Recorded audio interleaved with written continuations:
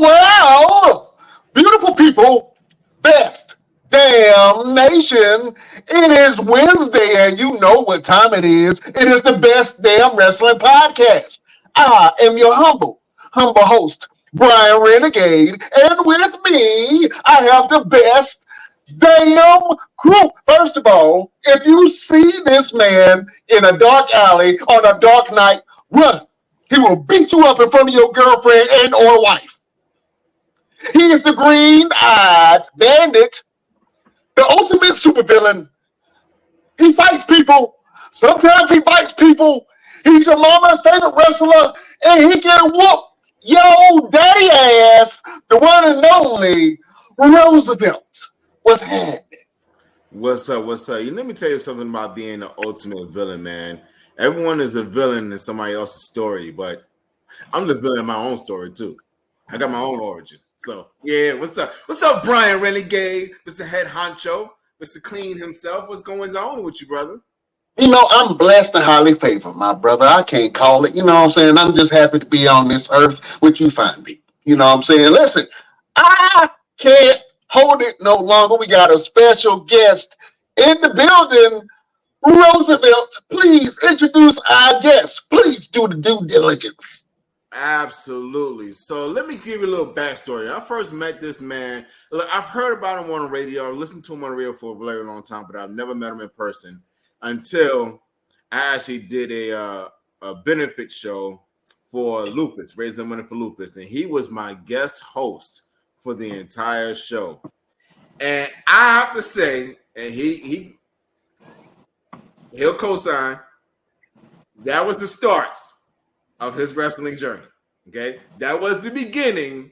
That's his origin story. When he came and he hosted my show, and he came to me and said, "Hey man, how can I get into this?" And I introduced him to the guy in Fayetteville. We're gonna get to all that, but ladies and gentlemen, he's the ugly brother DJ Fleet in the building. Foxy 99, Mr. 3 o'clock himself, the RWC heavyweight champion. You know what I'm saying? This man does it all. He's Mr. Everything Junior. Ladies and gentlemen, I want to introduce you to my little brother, man. He's an amazing guy, and I'm very happy to have him on the show today. Mr. G Money is in the building. Yo, what is great in the state? It is the ugliest brother in radio. It is your favorite DJ's favorite DJ. It's the voice of choice that makes the ladies noise. The Fade Runner and the RWC heavyweight champion. G Money's in the house. Watch your mouth. And now I'm on the Best Damn Wrestling Podcast. What's popping, fellas? What's good, man? How you living? Oh man. Knuckles and kneecaps for everything's G Money's in the house. Watch your girl and your mouth.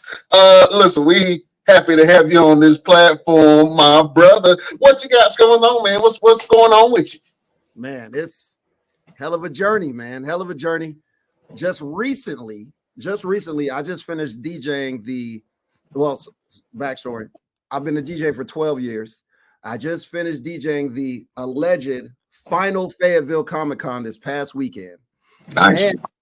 And I had just told you before we went live that right now, my alma mater, Fayetteville State, is their homecoming week. No ho in the building. Hashtag no ho stands for #1 homecoming on earth. Attitude check. Bronco pride. You know what I'm saying? Hold up. Watch your mouth. Yeah, look, I see, I see it. Are we repping HBCUs up in the Chill. I gotta represent for Durham and the Eagles, North Carolina Central University. It's our homecoming, and I think we got the latest homecoming, period. You know what I'm saying? The Eagles fly high, but you know what I'm saying? What time is y'all homecoming? And we champions. So what time is y'all homecoming getting shut down? What time we expect the police there? It ain't that type of party. My alumni know how to handle themselves accordingly. We are professionals, sir.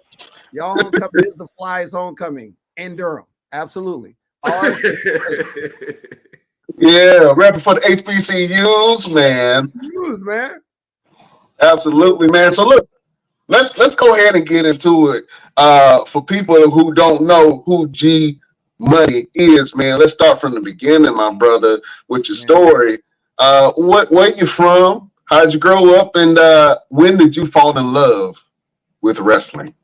Man, I'm from that 2-6, that Fayetteville, North Carolina. You know what I'm saying? Born and raised.